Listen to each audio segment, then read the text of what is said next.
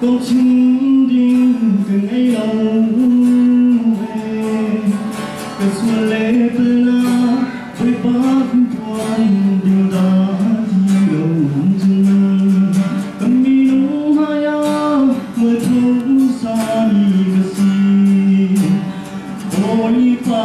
đồng lông cánh đình thơ cái xuân lễ na ngất cái thúc cầu cái xin kia tê